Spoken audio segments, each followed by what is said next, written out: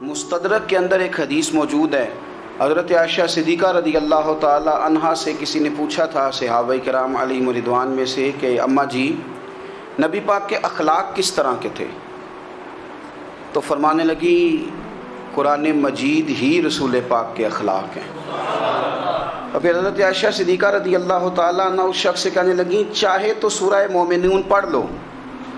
تو انہوں نے یہ ابتدائی آیات سورہ مومنون کی جب تلاوت کی تو حضرت عائشہ فرمانے لگی یہی تو میرے نبی پاک کے اخلاق ہیں، اور یہی وہ آیات ہیں جن میں اللہ تبارک و تعالیٰ نے بندہ مومن سے تقاضا کیا ہے کہ اگر وہ جنت کا وارث بننا چاہتا ہے، جنت وہ جگہ ہے جہاں رسول کریم علیہ السلام کا قرب بھی ملے گا اور رب کریم کی زیارت بھی نصیب ہوگی، وہ مقام فلاح، وہ مقام کامیابی، وہ مقام جہاں اللہ تعالیٰ اپنے بندوں پر اپنی رضا نازل فرمائے گا، اس مقام کا نام مقام جنت ہے۔ تو اس سورہ مبارکہ کی ابتدائی آیات کے اندر اللہ تبارک و تعالیٰ نے ان صفات کا تذکرہ فرمایا ہے کہ اگر وہ صفات ہم اپنے اندر پیدا کرنے میں کامیاب ہو جائیں، معنی یہ ہے کہ ہمیں اللہ تبارک و تعالیٰ نے جنت کا وارث بنا دیا ہے۔ بڑے غور کے ساتھ سورہ مومنون کی ان ابتدائی آیات پر غور کرنا چاہیے۔ رب فرماتا ہے قد افلح المؤمنون، تحقیق مومن کامیاب ہو گئے۔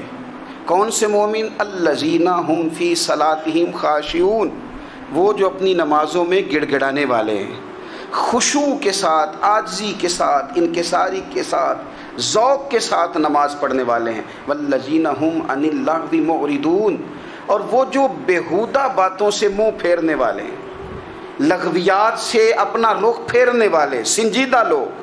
پھر ارشاد فرمایا والذین هم للزکاۃ فاعلون، جو زکوٰۃ دینے کا کام کرنے والے ہیں۔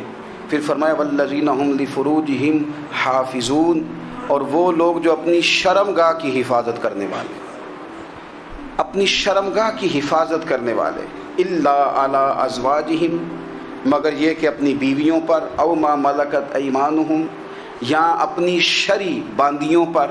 اس زمانے میں جو لونڈی خریدی جاتی تھی اس سے بھی وطی کرنا جائز تھا، اگرچہ اب لونڈیاں موجود نہیں ہیں تو یہ فعل بھی موجود نہیں، سوائے اپنی بیویوں پر یا شرعی باندیوں پر۔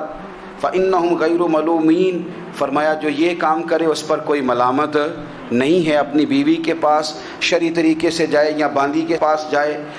فَمَنِ ابْتَغَىٰ وَرَاءَ ذَلِكَ، اور جو آدمی اس کے بعد اس حد سے بڑھے، اس کے سوا کچھ اور کرے جو بندہ، فرمایا فَأُولَٰئِكَ هُمُ الْعَادُونَ، یہ لوگ حد سے بڑھنے والے ہیں، جو لونڈیوں اور باندیوں کے علاوہ، اپنی بیویوں کے علاوہ کسی اور جگہ گندگی کریں، یہ حد سے بڑھنے والے، حدوں کو کراس کرنے والے لوگ ہیں۔